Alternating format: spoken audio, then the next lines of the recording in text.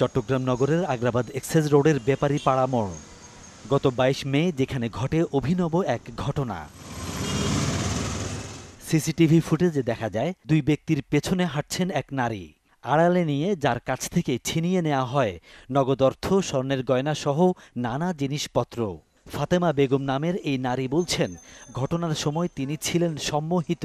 ওই দুই ব্যক্তি তাকে যা যা বলেছিলেন তিনি তাই করেন। তারা আমার বাজারে বলতেছে, খালা আপনারা না কোনো গরিব বা মিসকিন বা গর্ভবতী মহিলা আছে, এই কথাটা বলছে। তো আমি কইছি না, আমার না কেউ নাই, এটা কই আমি আঁটতেছি।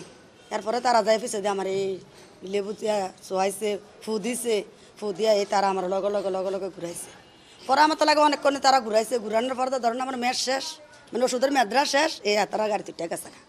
এরপরে দাদা আমার জ্ঞান ফিরছে, এখনো জ্বলতেছে, আমার পিঠে এখনো জ্বলতেছে, মরিচের মতো। আজকে মনে হয় 7 দিন 8 দিন। আমার স্বামীর চাকরি নাই, আমার একটা ছেলে কামাই করে এটিয়া দিয়ে আমি চলি বিড়ি খাই।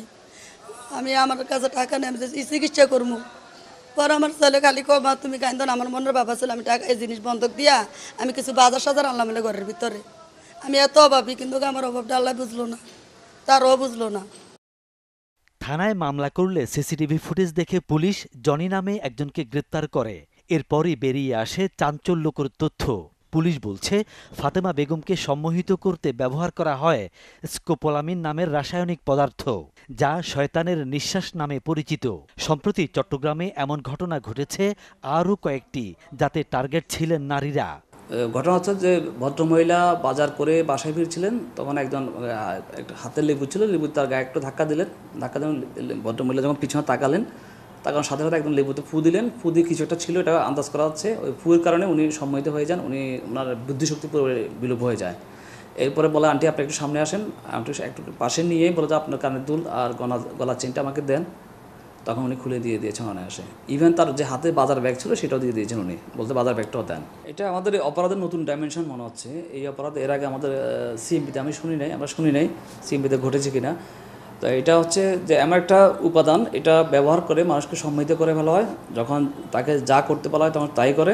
ক্রিমিনালরা এই কাজটা করে থাকে, যেটা নিঃসন্দেহে একটা ভয়ঙ্কর একটা দিক। এই ধরনের অপরাধ যদি মাথাচাড়া দিয়ে উঠে, তাহলে আরও বড় ধরনের দুর্ঘটনা ঘটতে পারে।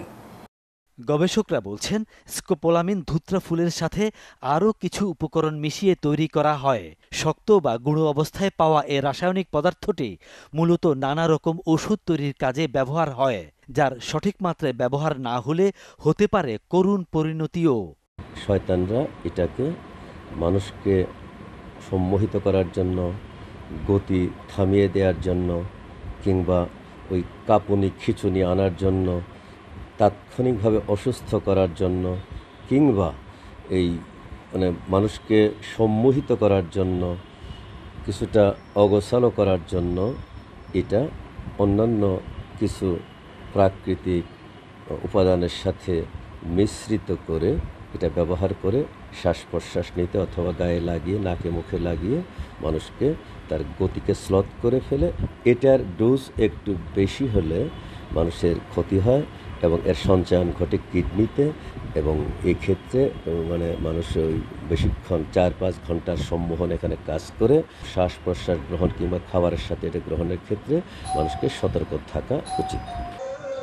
ওষুধ প্রশাসনের তথ্য বলছে, দীর্ঘদিন ধরে হায়োসিন হাইড্রোব্রোমাইড নামের যে রাসায়নিকটি দেশে আমদানি হচ্ছে সেটি স্কোপোলামিন। 3টি ওষুধ উৎপাদনকারী প্রতিষ্ঠান যা আমদানি করতে পারে। তবে কিভাবে বাজারে এই রাসায়নিক পাওয়া যাচ্ছে কিংবা অপব্যবহার হচ্ছে তা খতিয়ে দেখা জরুরি, বলছেন সংশ্লিষ্টরা। ফখরুল ইসলাম, চ্যানেল 24, চট্টগ্রাম।